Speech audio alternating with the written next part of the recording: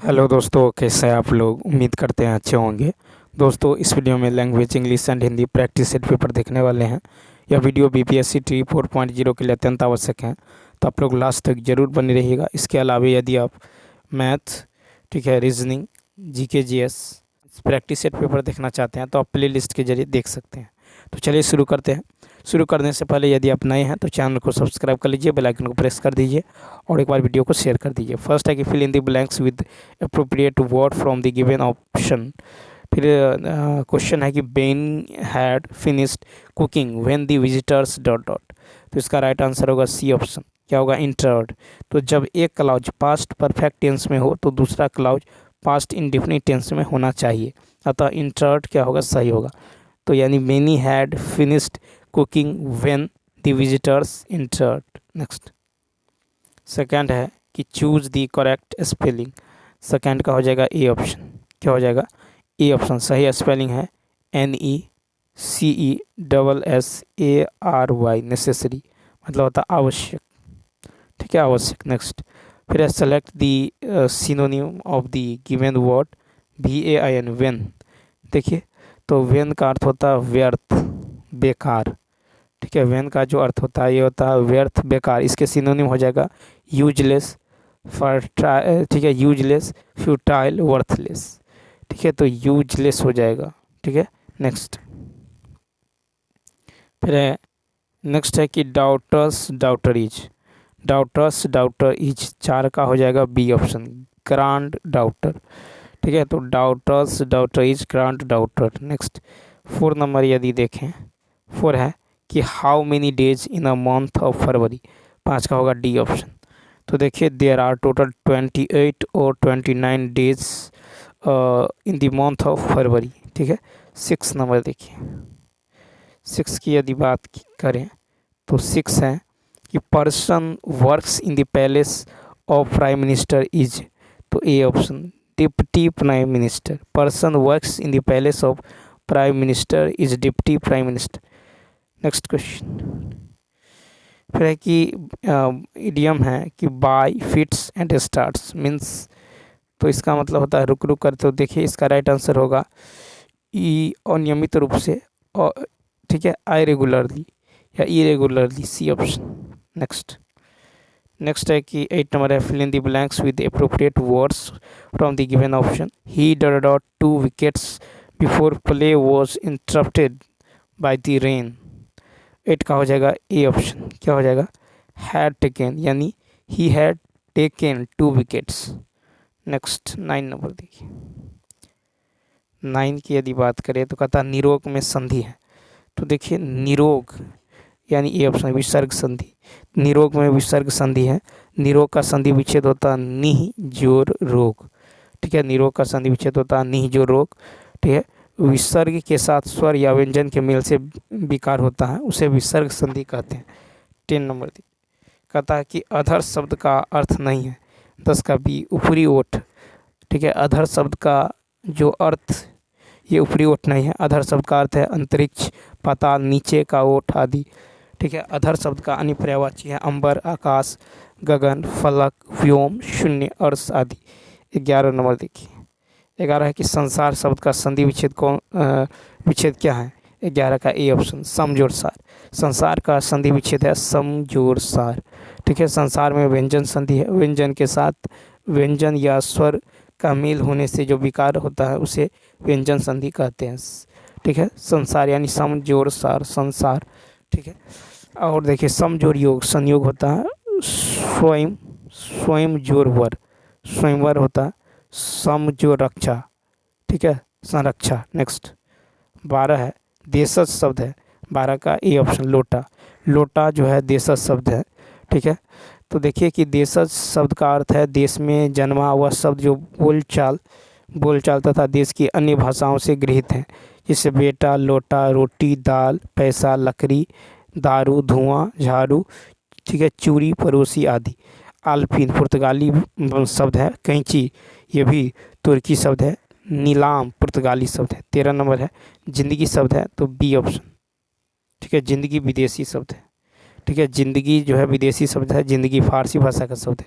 14 number है कि शुद्ध शब्द छांटिए। शुद्ध शब्द छांटिए। 14 का होगा सी, कृतघ्न। कृतघ्न जो है शुद्ध शब्द है, ठीक है। कृतघ्न जो किए गए उपकारों को नहीं मानता है, और कृतज्ञ जो किए गए उपकारों को मानता है। 15,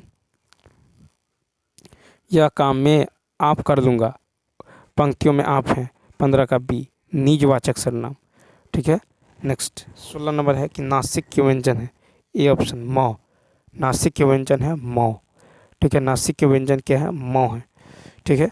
तो जिन व्यंजनों के उच्चारण में वायु नासिका जो है मार्ग से निकलती है, नासिक के व्यंजन कहलाते हैं, जैसे ड, न, न और म, ठीक है।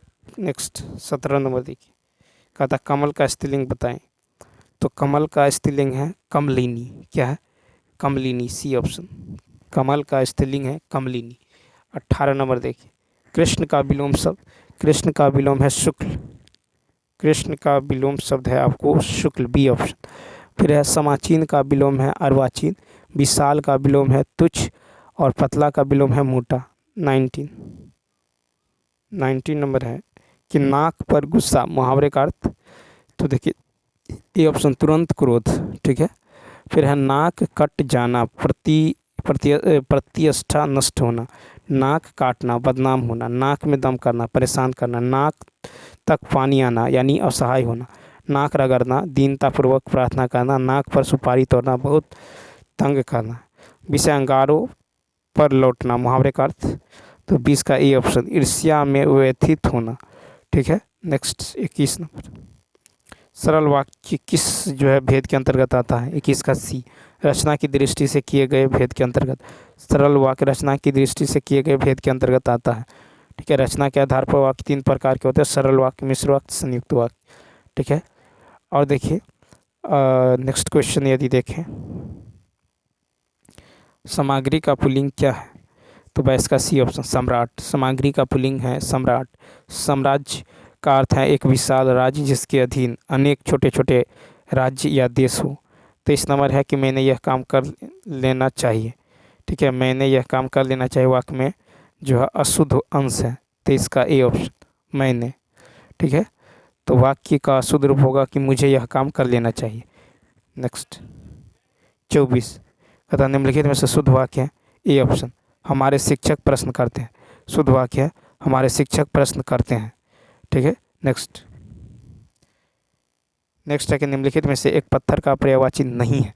25 का सी ऑप्शन, पसम।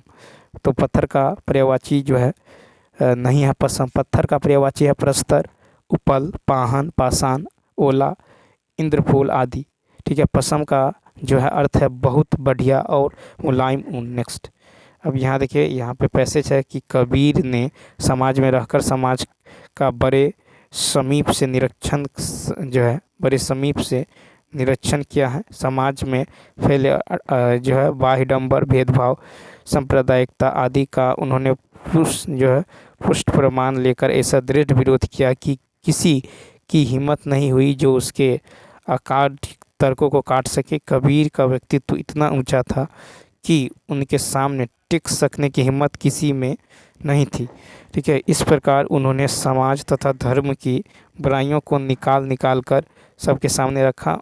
फिर है कि ऊंचा नाम रखकर संसार को ठगने वालों के नकली चेहरे को सबको जो दिखाया, और दीन दलितों के ऊपर उठने का जो उपदेश देकर उन्होंने अपने कर्तव्य को सुधार कर सबके सामने एक महान आदर्श प्रस्तुत कर सिद्धांतों का निरूपण कर कर्म, सेवा, अहिंसा और निर्गुण मार्ग प्रशस्त किया। कर्मकांड तथा मूर्ति पूजा का विरोध किया। अपनी शक्तियों, रमनियों तथा शब्दों को बोलचाल की भाषा में रचकर सबके सामने एक विशाल ज्ञान मार्ग खोला। इस प्रकार कबीर ने समन्वयवादी दृष्टिकोण अपनाया और कथनी करनी की एकता पर बल दिया। वे महान युग दृष्टा, समाज सुधारक तथा महान कवि थे। उन्होंने हिंदू मुस्लिम के बीच समन्वय की धारा प्रवाहित कर दोनों को ही शीतलता प्रदान की। नेक्स्ट, कबीर के सामने कोई नहीं टिक पाता था क्योंकि कबीर, सी ऑप्शन, का व्यक्तित्व बहुत ऊंचा था।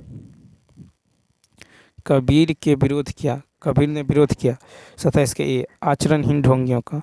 संत कबीर ने प्रशस्त किया तो ए ऑप्शन ज्ञान मार्ग का। फिर निम्नलिखित में से किस वाक्य में जो है भाववाच्य है? बी ऑप्शन मुझसे हंसा नहीं जाता।